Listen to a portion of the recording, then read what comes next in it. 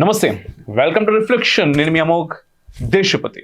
ఈ వీడియో మీకు నచ్చితే లైక్ చేయండి, షేర్ చేయండి, కామెంట్ల రూపంలో మీ అభిప్రాయాన్ని తప్పకుండా తెలియజేయండి. అట్ సేమ్ టైం మీరు ఇంకా ఛానల్ని సబ్స్క్రైబ్ చేసుకోకపోతే వెంటనే సబ్స్క్రైబ్ చేయరి, పక్కన బెల్ ఐకాన్ కూడా కొట్టరు. మీ అందరికీ తెలుసు నోటిఫికేషన్స్ ఎక్కువ పోతే లేవు, మన ఛానల్ డిమానిటైజ్ అయింది, స్ట్రైకులు ఇంకేందో అయిపోయినా స్టిల్ మనం పని చేస్తూ ఉన్నాం, రైట్?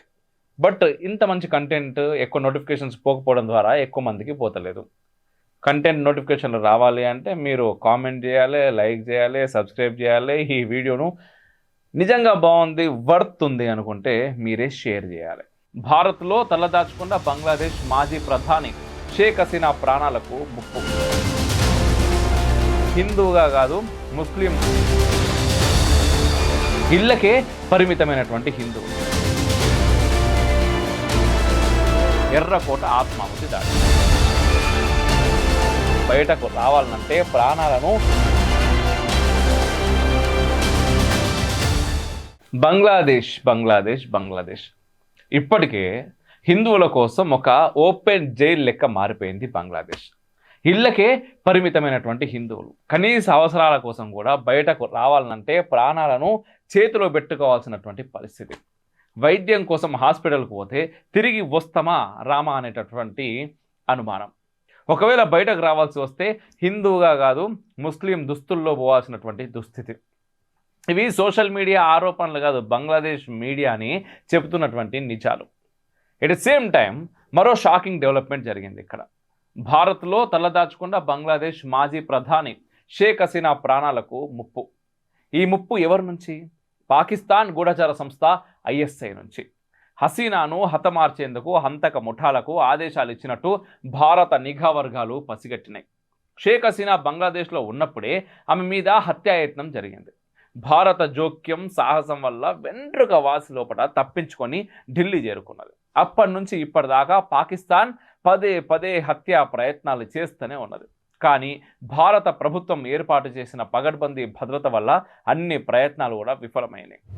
బంగ్లాదేశ్లో మళ్ళీ అస్థిరత పెరిగిన నేపథ్యంలో ISI కొత్త ప్లాన్ తోటి రంగంలోకి దిగింది. ఎర్రకోట ఆత్మాహుతి దాడి తర్వాత కాశ్మీరు, హర్యానాలో white collar terror module arrest అయింది. ఈ పరిణామాలన్నీ షేక్ హసీనా భద్రతను మరింత సున్నితమైన అంశంగా మార్చినాయి. హసీనా భారత్కు వచ్చిన వెంటనే మొదట యూపీలోని హిండన్ ఎయిర్ బేస్లో ఆశ్రయం పొందింది. ఆ తర్వాత ఖాన్ మార్కెట్, ఇండియా గేట్ పరిసర ప్రాంతాలు, ప్రతి చోట భద్రతా కారణాల వల్ల మకాం మార్పులు జరిగినాయి. ఆమెతో వచ్చిన వ్యక్తిగత సిబ్బంది మీద కూడా భారత నిఘా వర్గాల కఠిన నిఘా ఏర్పడ్డది, ముఖ్యంగా వంట మనుషుల మీద. ఢిల్లీకి మారిన తర్వాత 3 దఫాలుగా 7 అనుమానితులు అరెస్ట్ చేసిర్రు. వారి సమాచారంతో భద్రత మరింత కట్టుదిట్టం చేశారు. లోధి గార్డెన్లో హసీనా వాకింగ్కు వస్తుందన్న సమాచారం ఆధారంగా ISI షూటర్లు ప్రాంతాన్ని రిక్కీ చేసినట్టు పోలీసులు గుర్తించారు. దీంతో హసీనా కదలికలన్నీ పూర్తిగా నియంత్రణలోకి పోయినాయి. ఆమెను ఇంటెలిజెన్స్ బ్యూరో సేఫ్ హౌస్కు తరలించారు. సెంట్రల్ ఢిల్లీలోని IP సేఫ్ హౌస్లో 3 అంచెల భద్రత, ప్రత్యేకంగా ఏర్పాటు చేసిన watchers and spotters commando unit 24 గంటలు కాపలాగాస్తా ఉన్నది. ఈ కమాండోలు ఇళ్ళకైనా పోతు ఇంత కఠినమైన భద్రత. నవంబర్ 2వ వారంలో హసీనా నివాసానికి సమీపంలో అకస్మాత్తుగా తెరుచుకున్న ఒక టీ దుకాణం. అక్కడి నుంచి బయటపడ్డ నిజాలు భద్రతా వర్గాలను షాక్కు గురిచేసినాయి. ఢిల్లీ వ్యాప్తంగా సుమారు 17 కిల్లర్ గ్యాంగ్స్ ISI నియంత్రణలో ఉన్నట్టు అరెస్ట్ అయిన వ్యక్తులు ఒప్పుకున్నారు. లక్ష్యం ఒక్కటే కాదు, హసీనాను చంపుడు మాత్రమే కాదు, ఆమెను ఎవరు కలుస్తున్నారు, దోవల్ సహా ఎవరెవరు సంప్రదిస్తా ఉన్నారు అన్నీ తెలుసుకోవడమే వాళ్ళ లక్ష్యం. జాతీయ భద్రతా సలహాదారు అజిత్ దోవల్ హసీనాతో కేవలం ఒకసారి మాత్రమే భేటీ అయ్యారు. ఆ తర్వాత సమాచారం అంతా కూడా వేగుల ద్వారానే ఇదే సమయంలో విదేశాల నుంచి హసీనా సోదరి కూడా ఒచ్చుడుతోటి మొదటి నివాసం బయటపడ్డది. దీంతో మళ్ళీ మకాంని మార్చేశారు. తర్వాత 2వ నివాసం కూడా అధికారిక వాహనాల కదలికల వల్ల బయటపడుతోటి 3 ఢిల్లీ పోలీసు SIలను భద్రత నుంచి తొలగించారు. అప్పుడే జరిగింది ఎర్రకోట ఆత్మాహుతి దాడి. దీంతో భారత ప్రభుత్వం అలర్ట్ అయింది. అత్యాధునిక సాంకేతికతతో కొత్త భద్రతా ప్లాన్ను అమలు చేశారు. హసీనా కుమార్తె WHO ప్రాంతీయ డైరెక్టర్ సైమా వాజిద్ తల్లి భేటీల మీద కూడా ఆంక్షలు విధించారు. ఫోన్ కాల్స్ నిషేధించారు. భద్రత మరింతగా పెంచారు.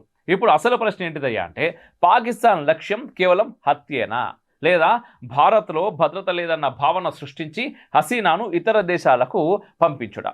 ఒకవేళ హసీనా భారత్ విడిచిపెట్టిపోతే యూనస్కు రాజకీయంగా శత్రువు అనేటోడు మిగిలడు.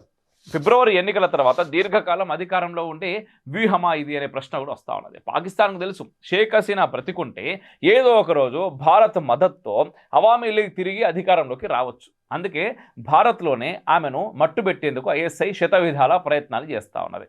ఇది కేవలం ఒక వ్యక్తి భద్రత విషయం కాదు, ఇది దక్షిణాసియా యొక్క రాజకీయ యుద్ధం, ఇది భారతదేశం యొక్క జాతీయ భద్రత.